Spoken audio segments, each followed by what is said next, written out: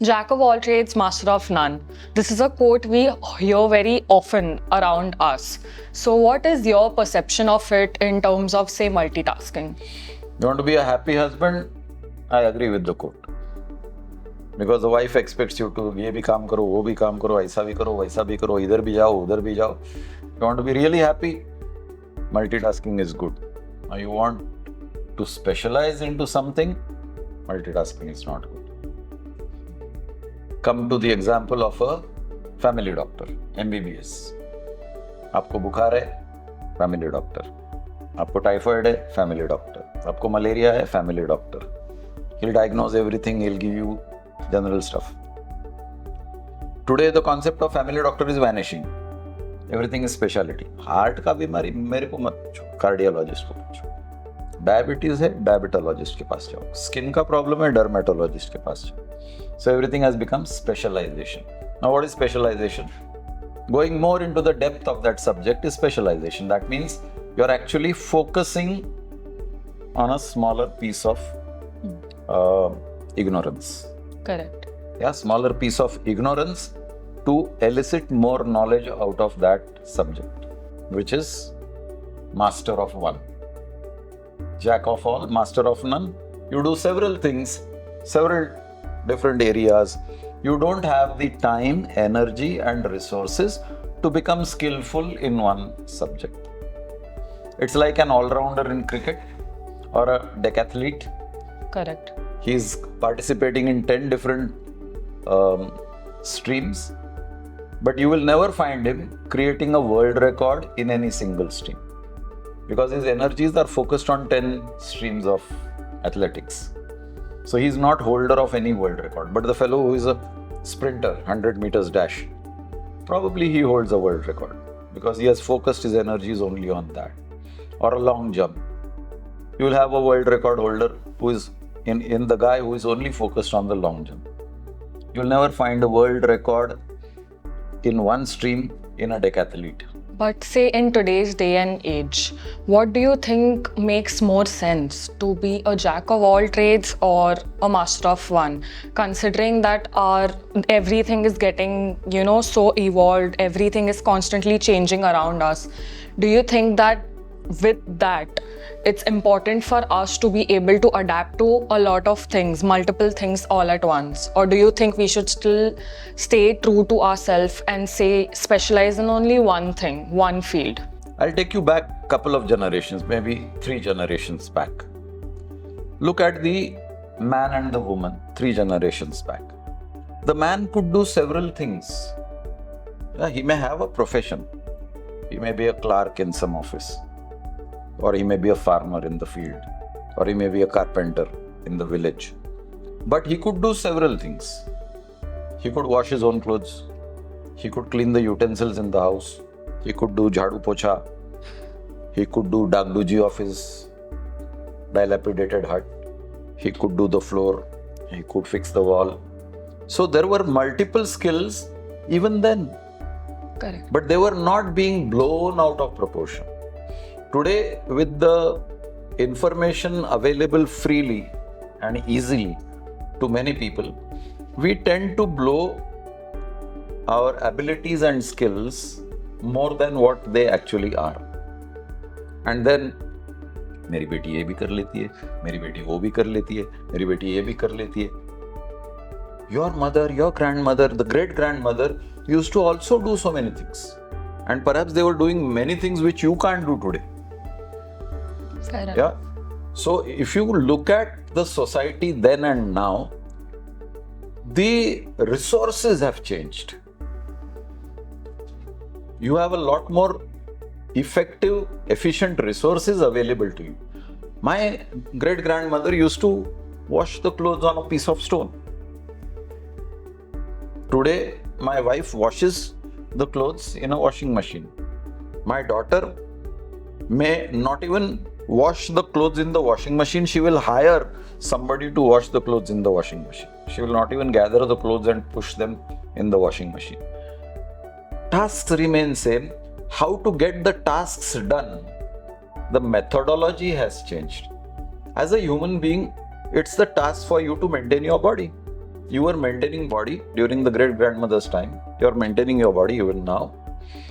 There was a task of training your minds in whatever was prevalent in the society at that point of time. So the minds were trained to deal with the social circumstances. Then the same thing is happening now. Makes sense. For example, you were supposed to follow the tradition of the family. So there was a marriage custom. So you were trained to be in tune with that marriage custom. Today the children say no marriage. Today the girls get married, don't want to change their names. Today you want to have a live-in relationship. But you still associate, the man and woman still come together, which happened in the past under a tradition and a custom, which is happening even now. The tradition and the custom has changed. The tools of living have changed. Life hasn't changed because the human being basically hasn't changed. The gold ornament could have changed, the patterns have changed, gold has still remained gold. It was gold 100 years ago, it is gold even today. Yes. Patterns have changed, brands have changed, styles have changed. Life is the same. Do you think multitasking could also be a desperate attempt? Especially for someone who's, say, young, for Gen Z, a desperate attempt to run away from the more deeper things in life. Because if you think about it, being a master of one requires a lot of focus. And we have zero attention span. People like me, people who are the same age as me, is it a desperate attempt to run away from that focus and still try to look good in front of the society? I will edit your sentence. I will remove the word desperate. Okay. It's an attempt. Okay. What is the attempt? The attempt is to fit the pattern. To fit in. Yeah, I have to fit the pattern. I have to be in fashion. So today, if the pattern is to wear a particular style of clothing, and if I wear my grandfather's clothing, I don't fit the pattern. If I don't fit the pattern, then I am not accepted.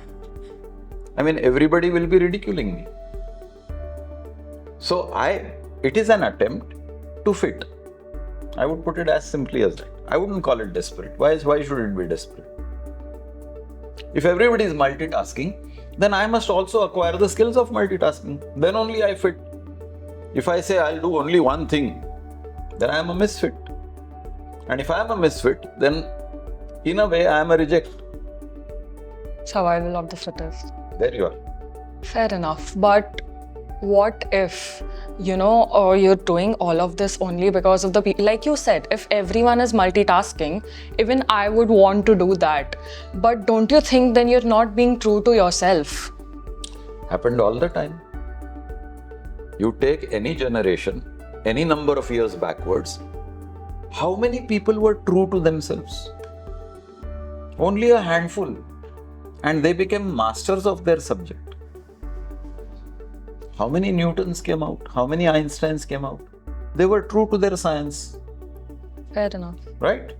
So whatever field you select, there were very few people who were dedicated to a solitary focus. All of the others were multitasking. And therefore they never became masters of anything. And they were jacks of all trades. A little bit of this, a little bit of that, but never mastery. Masters were always few. Happened in the past, continues to happen now, will happen in the future. So what do you think is the ideal approach for 2023? What gives you happiness? If anything that makes you happy and you're contented with your life, that is the right approach. So if, say, multiple things make me happy and I choose to multitask, Lovely. That's where I can go. And if, say, something particular entices me, then I could be the master of that. Can? What do you think is most benefited and recognized in this time and era? Let me give you the example of school. From kindergarten to SSC, school passing. I studied several subjects. I studied 3 languages. I studied general science. I studied history, geography. I studied algebra, trigonometry. Yeah, multiple subjects. But when I went for graduation, I selected either the mathematical stream or the biological stream. In the biological stream, I selected either botany or zoology. or medical science. Yeah. So I started specializing as I started growing up. As I grew up, I started discovering my likes and dislikes. So whatever I liked gave me happiness, and I selected that. And whatever I disliked, I shed, discarded, and stayed away from that. So I don't like languages. I don't want to go for English and Sanskrit and French and this and that. I find great pleasure in solving mathematical problems. I selected A group and went for engineering. I'm happy dealing with human beings or animals or trees. I selected the B group and opted for MBBS. So specialization can happen at a later stage. First acquire the base. Take employment, for example. I'm working in a textile factory and I'm good at spinning, but I'm not good at weaving. So I started my career in the spinning department. But then I acquired the skills of supervision. So I could control 10 people under me. Then the management discovered that this fellow is good at communication and organizing. So they made me a manager handling 2 departments. Then they discovered that I have the capability of handling the whole factory. Then they made me a factory manager. Was I still in charge of spinning? No. Somebody was appointed to be in charge of spinning, and I was overseeing the spinning work along with the other sections in that textile company. Then the management discovered that, oh, this guy is good with finance. So they made me a vice president, looking after a broader spectrum in the company. And eventually I rose up to be the managing director. When I was a managing director, was I doing spinning? No, I started from the spinning. Correct. Then I got into a wider base. So from specialization, I went into multitasking. So the reverse happened. So there's no right or wrong here. Whatever gives you happiness is right. Correct. Fair enough. If that is the rule you follow, you will never go wrong in life. Follow one rule. Do something that makes you happy.